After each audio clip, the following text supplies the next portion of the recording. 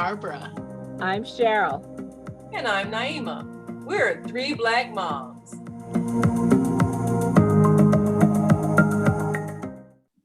By now, everyone has heard the name Anjanette Young. And that name is becoming synonymous with humiliation, unlawful entry, and abuse by police who chose to ignore the cries of a woman standing in the nude as they broke into her home saying they were looking for a felon, and they handcuffed her and traumatized her by treating her like a criminal. This was an outrage felt all around the world. Everybody who has seen this act by Chicago police breaking into this woman's home felt outraged. And if you're a woman, you definitely felt her pain. So there have been many voices that have protested this act, but many are also wondering, what do we do to make sure this never happens to another woman again, or any individual? There is a point when such degradation and humiliation should not be allowed. There have been press conferences held by various groups here in Chicago demanding the immediate firing of the officers involved. But something else needs to be done. Something else needs to be said. And even though Mayor Lori Lightfoot issued an apology, many people still feel that's just not enough. So we're going to talk about this and take a look at the impact of this humiliation of a woman. So what do you think when you first saw that? What was your first response in terms of what you felt should happen to the officers that participated in that? Let me start because I think Barbara probably have a much more Christian approach to this. I'm just going on faith.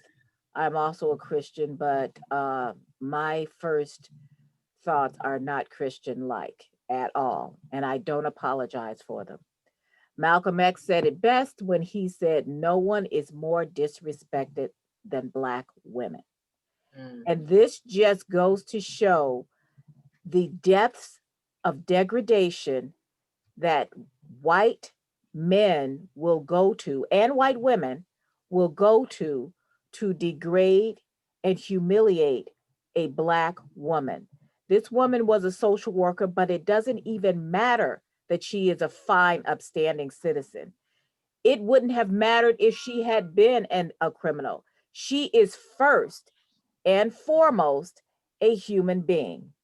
And when I saw that video, and I'm so tired in one sense of watching what I want to call either murder porn or humiliation porn of Black people. But I forced myself to watch this whole thing, and I listened to her crying and screaming and telling them, "No one lives here but me. I'm alone. I don't know what you're talking about."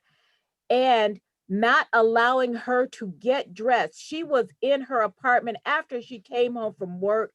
And the fact that they would not allow her the dignity of covering herself in a room full of strange men just angered me to the point of tears, and not just sad tears or infuriating tears. I'm talking murderous tears. And that's not a Christian feeling, but I felt that violation. This was a rape. This was a rape by the Chicago Police Department. It was a rape of the psychological, it's traumatizing. And God bless her for being brave enough to say, "I want people to know that this is what happened to me," because this was a perverse pleasure that they took in humiliating this woman. And an apology is not enough.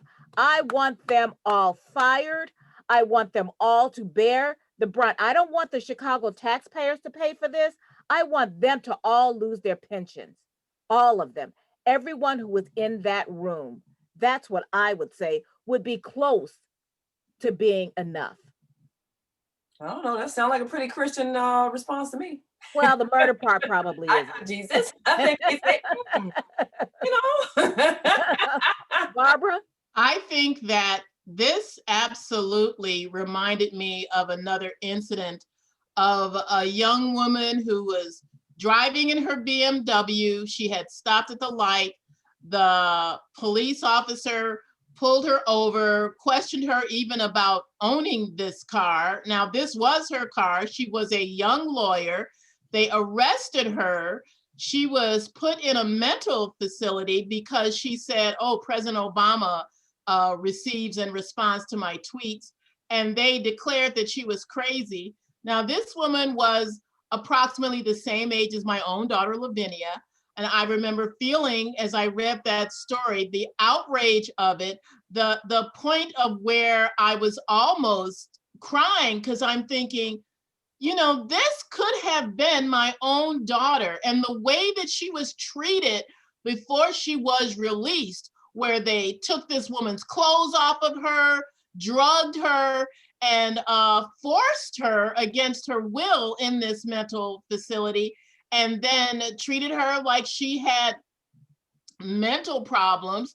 That entire incident so enraged me that I had to write a letter sending, you know, not just my protest, but my condolences for the way this woman was treated before she was released. Now, I realize, I think maybe a year or two later, she brought suit against the police department.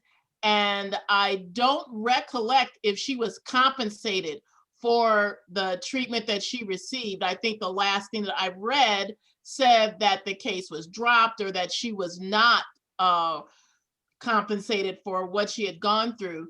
But these things that are brought up in the news media makes you wonder how many incidences like this go unreported. This was a major scene that we're talking about now because it made national news because of the outrage of it, the carelessness and the unfeelingness of the police that were involved in it. And I found the entire incident just completely reprehensible. I was interviewed some time ago about another incident where I was on my way to the post office, and the local news media were standing there interviewing people about a recent case.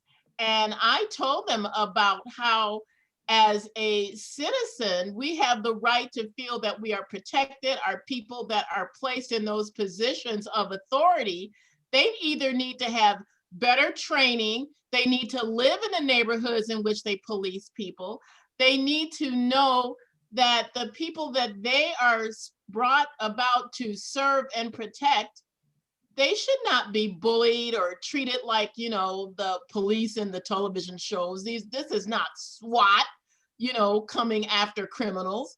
These are ordinary citizens that fall at the hands of people who, number one, they're not trained, they have other agenda, they don't have the right perspective of dealing with people.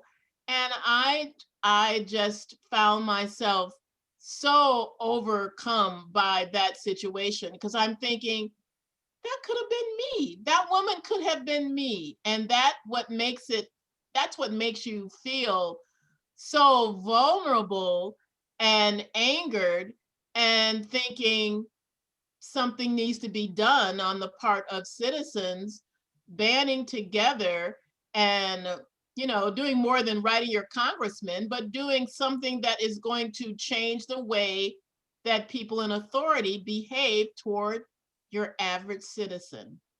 Well, this is the thing that's worse. I mean, other than obviously, I should make a disclaimer when I say that I felt like this is my feeling about the way that these people should be fired, or because anybody, when they feel see someone being violated, they think that that person should be dealt with by deadly force. And obviously, me as a person, I can't say that and say, oh, yeah, if they all got shot, I'd be happy about it.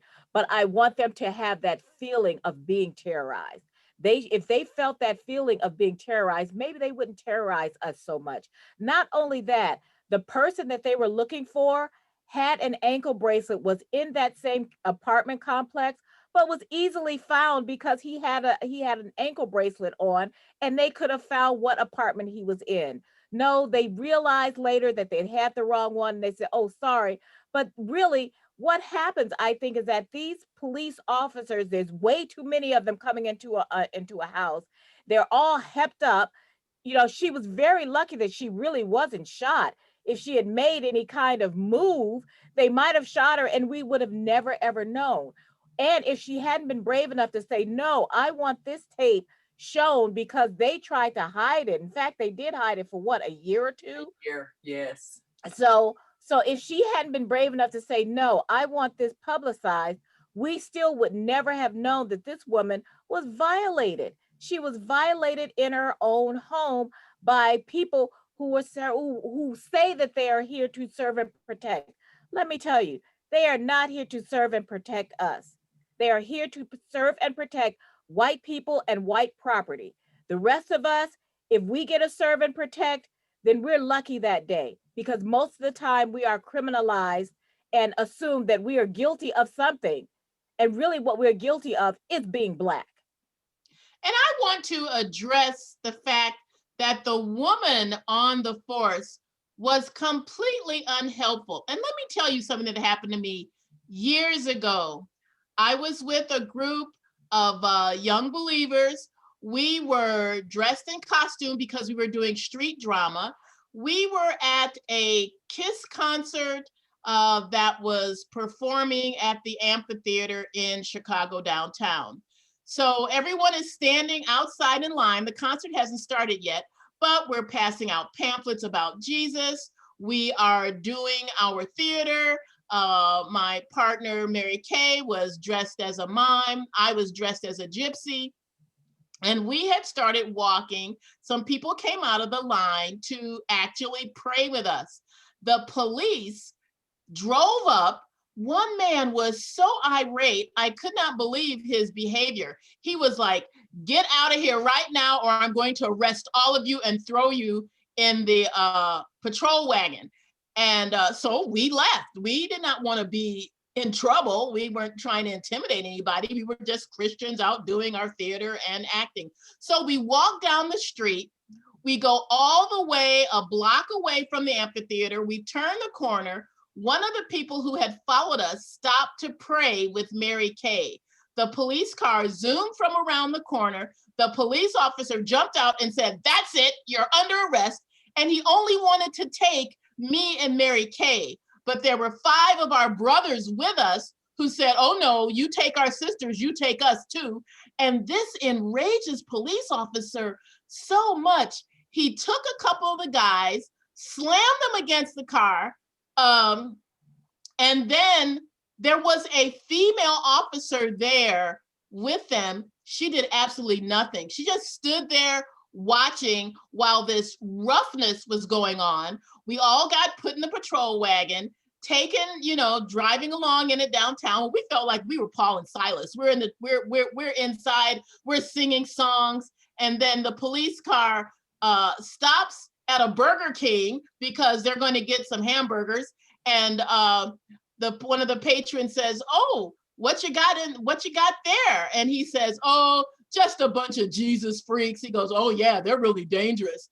And one of the other people standing around said, what are you arrested for? We said, for praying. And they just thought that was pretty hilarious. They took us downtown. We were in jail. We were split up. The men went to the men's side. Me and Mary Kay were on the women's side. The female officers were so mean to us. The first one, and let me just say this, they were all Black. These were all Black female police officers. One of them reached over and snatched off my wig and said, what do you think you're doing? And I said, we were just telling people about Jesus. And she said, you need to keep that in church. And I just said to her real politely, I says, well, the Bible says to preach the word in season and out of season. And so the other one starts deriding her. The other police officer says, oh, Mabel, she's telling you when you can preach the word. And anyway, they took me and Mary Kay and they put us in separate cells. We could still hear each other. We could talk to each other. They had us be in overnight. Now, what happened, one of our pastors had actually come down immediately to have us released, but they gave him so much paperwork that it took all night before we were released. We were released the next morning at about 4 or 5 in the morning. So then we go home. And then when our case comes up, the police officers don't even show up and everything was thrown out because we had been charged with obstructing traffic, except we were like 2 blocks away from the amphitheater. So that has been my interaction with unlawful behavior on the part of Chicago police officers. You hadn't thought of filing a lawsuit? I mean, they did didn't have any violate your money. rights. Barbara, I didn't know you were a jailbird. We got new. Yeah, you know, we've got these stories. All of us have been in jail except Eric. But you know what?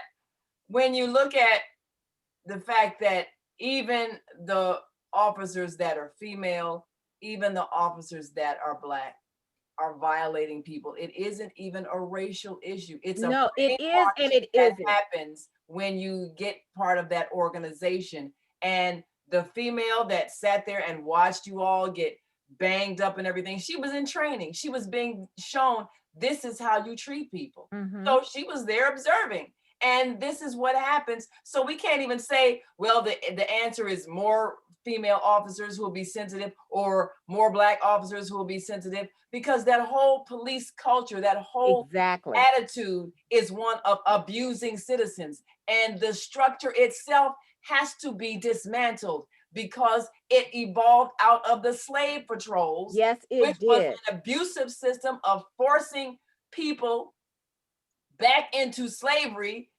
and making every Black person who walked the street subjected to be stopped and arrested if they couldn't prove that they had been given official permission by a white master to travel. So that same attitude is what was adopted in the police system. Yes. And that's why it's abusive, regardless of who becomes an officer. So, and that is why I say it is built to, the system is not broken. It is working the way it's supposed to.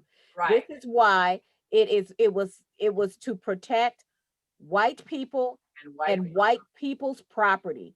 Sometimes that meant Black people who were enslaved, and now it means their property. This is why you will have people hailing this psychopath who at 17 years old crossed state lines to go to a riot, a protest he had nothing to do with. He didn't even live in that state, and people hailing him as a hero, even though he murdered 2 white men. So this is the thing, is that this is about this culture about brutalizing people of color specifically. And it doesn't matter if the officers were Black, because they are part of that same culture of brutalizing. And sometimes people say sometimes they're worse. I could tell you stories of people who have said these things about police officers that I knew as my friends' fathers, and they knew them from a whole nother thing. But this is the thing. What happened to this beautiful woman, brave woman, social worker, is going to keep happening until somebody holds the police accountable, until they banish the police unions that say that they have qualified immunity for all their dirty deeds, until they make transparency, until they start taking away pensions. When they get hit in the pocketbook, that will stop. Because when they are personally responsible, I'm not worried that they might hesitate, if in case something bad happens. I'm more worried that they're going to barge into my door because they have one number off on their warrant, or they're on the wrong street. That's what I've got to worry about. But you know what? They'll be more careful if it's going to cost them. So what do you think should be done to the officers involved, and what type of legislation do you think should be passed that would prevent this from ever happening again? Firing for all of them, loss of pension for all of them. That's the first. Let her be able to sue all of them. You know what? Wrongful arrest. Wrongful arrest. Because all the money in the world, I don't care if they gave this woman $10 million, she was still traumatized and humiliated and treated inhumanely. That's what that should be the start. The start is that the officers should all get fired. And the first thing that should happen in these kind of cases where this happens, the legislation should say, you're on leave, not paid leave. You're on leave without pay until we straighten this out. Mm. People have been saying, when the mayor was asked, Mayor Lori Lightfoot was asked, what are you going to do? And she said, well, first we have to conduct an investigation. And people were saying, what do you have to investigate? We saw it on tape. Yes. What else do you need to see? So I don't know if that's something that she has to say, but it certainly doesn't make any sense when what happened was very clearly visible. So the demand has been for every last officer to be fired immediately, not stringing this out. Well, we got to investigate. Well, we got to get witnesses. No, fire everybody. And we actually, there is a move now. Women are organizing and coalescing, and they're gathering 1,000 women for some massive action. And we're also planning a lawsuit. So now it's just a matter of how to direct and really looking at a class action suit and looking at a human rights violation lawsuit, because so many people have been through that same thing, just like, Barbara, you all have been through, wrongful arrest. So we have to focus in on what the scope of this lawsuit is going to be, but the purpose is to make sure this cannot happen again, and to make sure that it's clear that any officers that participate in anything like this is fired. And somebody's got to have the courage to enforce this. So the 1,000 women that are gathering, they intend to perform some direct action, confrontative activities until these demands are met. And I believe the intention is going to be to disrupt City Hall until those officers are all fired. The problem really stems from way further back than that even. What makes a person even want to go into law enforcement? Is this you wanting to right wrongs that you see in society? Or do you just want to exercise your right to be a bully with a badge on your chest? There is a program that I totally have started watching every now and then. It's called Chicago Police. And the episode that I saw recently showed how there was unlawful behavior, but all of the police officers stuck together, even though they knew that there was unlawful behavior. And this one police officer was being punished for actually telling. Oh, you mean Chicago PD? This is Chicago P. Yeah. Yeah, I watch all those shows, all those what shows, but and that's a good show, because they've kind of changed. If you notice, there's a lot more changes where they're starting to pull back on that cop feeling of, well, yeah, we'll worry about the logistics and the legality later. And they've really started to address that more, because I think that that's where that whole cop mentality comes from. People, we all grow up with that, where yeah, exigent circumstances, they make up they heard somebody screaming and all this other kind of stuff, and then they punish the ones, I know the episode that you're talking about, who decided to disrupt that blue wall of silence by telling the truth, and was punished and almost killed, for telling the truth. You have 1,000 good cops and 11 bad cops, and those 1,000 bad cops don't, or good cops don't say anything. You have 1,011 bad cops. If nobody says anything, you're all bad cops. If you see something and you don't say something because your brothers in blue are more important than the law, then you are a criminal also. So Yeah. stop saying that it's just a few bad apples.